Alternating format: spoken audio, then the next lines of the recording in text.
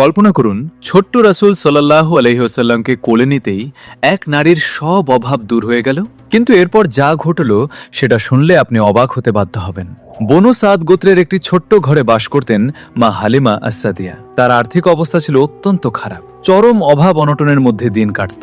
একদিন তিনি শুনলেন মক্কায় এক এতিম শিশুকে কেউ দুধমা হিসেবে নিতে চায়নি। তিনি তার দুর্বল গাধাটি নিয়ে সেই শিশুটিকে আনতে রওনা দিলেন। মা আমিনার কাছ থেকে ছোট্ট মুহাম্মদ সাল্লাল্লাহু আলাইহি ওয়াসাল্লামকে কোলে নেওয়ার সাথে সাথে অলৌকিক ঘটনা শুরু হতে লাগলো। তার দুর্বল গাধাটি হঠাৎ অস্বাভাবিক জোরে দৌড়াতে শুরু করলো। বাড়ি ফিরতেই তার ঘরে নেমে এলো আল্লাহর রহমতি বরকত। যে বৃদ্ধ উটনি থেকে এক ফোঁটা দুধও বের হতো না, সেই উটের স্তন এখন দুধে ভরে উঠল। বনু সাদ এলাকায় অন্যদের ছাগলগুলো খালি পেটে বাড়ি ফিরত, কিন্তু মা হালিমার ছাগলগুলো যখন মাঠ থেকে ফিরত তাদের পেট ভরা, স্তন দুধে ভরপুর। যে ঘরে একসময় খাবারই থাকতো না, আজ সেই ঘরেই নেমে এসেছে আল্লাহর অসীম বরকত। এভাবেই ছোট্ট নবীজি মা হালিমার কাছে বড় হতে শুরু করলেন। কিন্তু এবার যে ঘটনাটি ঘটবে, এটা শুনলে আপনার শরীরে কাঁটা দেবে।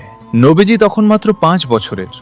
একদিন তিনি তার দুধ ভাই আব্দুল্লাহর সাথে বকরি চড়াতে গিয়েছিলেন। খেলতে খেলতে হঠাৎ তিনি মাটিতে পড়ে যান।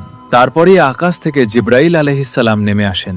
তিনি নবীজির বুক মুবারক পবিত্র করেন, কলিজা থেকে অপবিত্র অংশ দূর করে দিয়ে জমজমের পানি দিয়ে ধুয়ে আবার সুন্দর করে রেখে দেন। এই দৃশ্য দেখে দুধ ভাই আব্দুল্লাহ ভয় পেয়ে ছুটে বাড়িতে চলে যায়। সে চিৎকার করে বলে, মা, সর্বনাশ হয়েছে, আমাদের কুরাইশ ভাইয়ের ক্ষতি হয়েছে। কথাটি শুনে মা হালিমা কাঁদতে কাঁদতে দৌড়ে সেখানে যান। গিয়ে দেখেন ছোট্ট রাসূল সাল্লাল্লাহু আলাইহি ওয়াসাল্লাম শান্ত হয়ে বসে আছেন। মা হালিমা তাকে জড়িয়ে ধরলেন। এটা ছিল আল্লাহর মুজিজা, ছোটবেলা থেকেই তাকে পবিত্র ও নিষ্পাপ রাখার জন্য। সুবহানাল্লাহ।